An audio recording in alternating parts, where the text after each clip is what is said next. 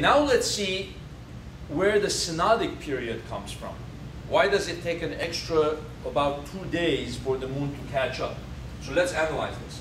After 27 days, the moon has gone around, but the Earth has not stayed there, right? The Earth is, you can think the Earth is ahead of the moon, right? So the equation for the angle of any object, according to rotational kinematics from physics, is theta final plus theta initial plus omega t. Theta initial is the original angle of any object. Omega is the rotational velocity measured in radians per second, or we could either measure it in radians per day. It doesn't matter, okay? We could make, as long as it's radians divided by the unit of time. So notice, if we call this original angle theta 0, the Earth is ahead theta initial. The Earth is ahead of the moon by the angle theta initial. Okay? How many radians is the Earth ahead of the moon? That's equal to how fast the Earth is going, the omega of the Earth times the delta t, the time that it took the moon to go around once, right? So the omega of the Earth is what? The Earth goes around 2 pi radians,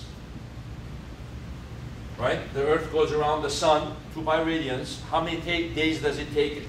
Roughly 365 and a quarter. It's not exactly equal to that, but for now let's put it like that. The number of days that it took the moon to go around once was 27.45.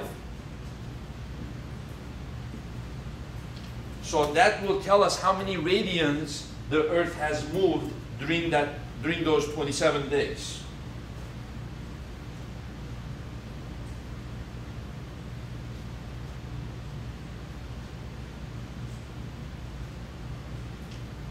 So it's roughly theta initial 0.4722 radians. 1 radian is about 57 degrees, so that's roughly about 25 degrees, sort of. Think of it about 25 degrees.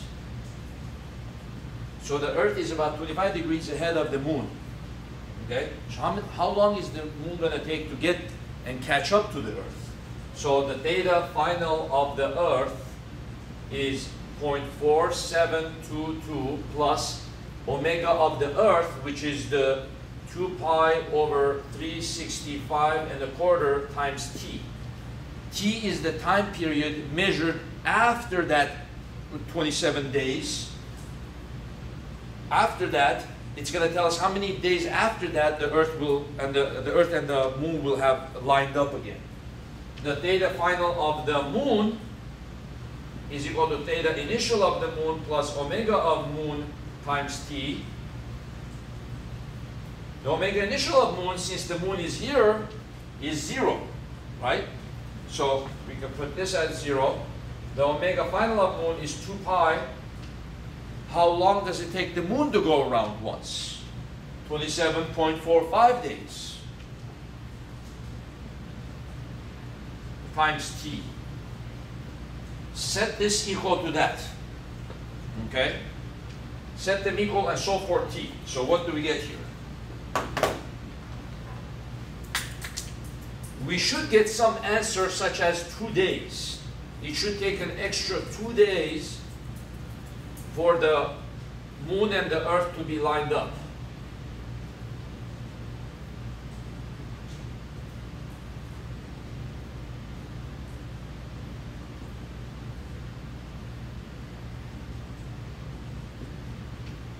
We could bring this over here, so we'll have 1 divided by 27.45 minus 1 divided by 365.25 times 2 times pi.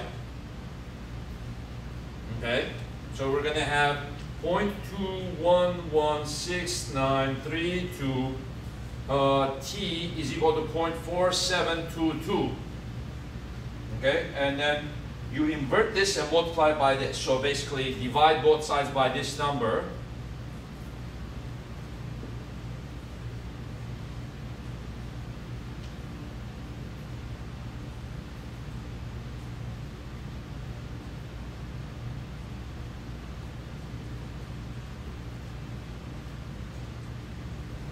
So it takes an extra 2.23 days for the moon to catch up. So add that to the 27.45. 8, 6, 9, 29.68 days. So roughly within a course of a month, you could begin with a full moon. If the full moon begins at the original first day of the month, you could have another full moon by the 30th day of the month. Or if the month had 31 days, you could still start with the second day of the month. You could still end up with a full moon at the end of the month. So you could have two of the same phases of the moon. You could have two new moons or two full moons, since it takes 29.7 days to repeat the phases. This is kind of an approximation, because it's not exactly 365 1/4. I didn't take into account other more detailed concepts and stuff, but just kind of basically boil it down to its basics. So you can see how this is so useful in determining the phases of the moon and the period of the moon.